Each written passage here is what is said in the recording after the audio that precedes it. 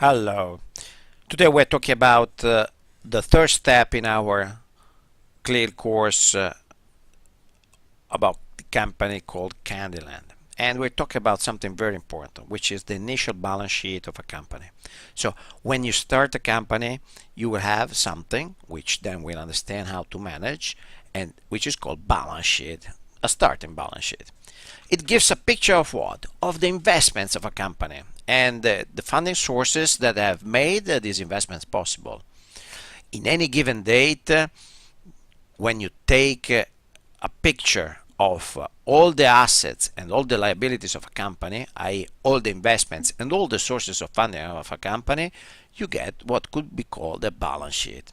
Okay, so first important thing is that to understand that in a balance sheet, all the quantities described are stocks. Okay, so you have a stock of capital invested, you have a stock of debt, you have a stock of equity, and it's like, again, taking a picture. You have to understand that it's the picture of the financial situation of the company in the given date you have taken it. Okay, in fact, the balance sheet is also called statement of financial position. It's basically divided in two sections: assets and liability, which are basically two ways of saying investments, and liabilities. And we'll see what that at any moment in time, total assets are always equal to total sources of funds. Okay, it holds always. There's never a time where this equation cannot be sustained. If not, there's been a mistake. Investments, assets, claims on the company assets are basically liabilities. So let's have a look about this structure. We have assets that can be divided in two major categories. One is current assets, which are all inventories, short-term credits, cash, everything that is quickly changed into cash, and it's rotated quite quickly. But you have also something like plants, machinery, buildings, and these are fixed assets, i.e. they are meant to stay in the company for a long period of time. Okay.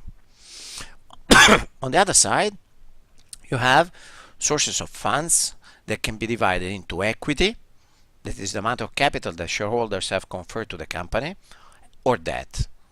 The sum of all these is the sources of funds, which is called the total liabilities. Sometimes you refer to liabilities also intending debt, which is basically third-party capital that will require a remuneration in terms of interest. Okay. Equity, instead, equity will wait for the company to make a profit and to grow in order for the shareholders to become rich. So let's see, rearranging this basic equation, what we can deduce.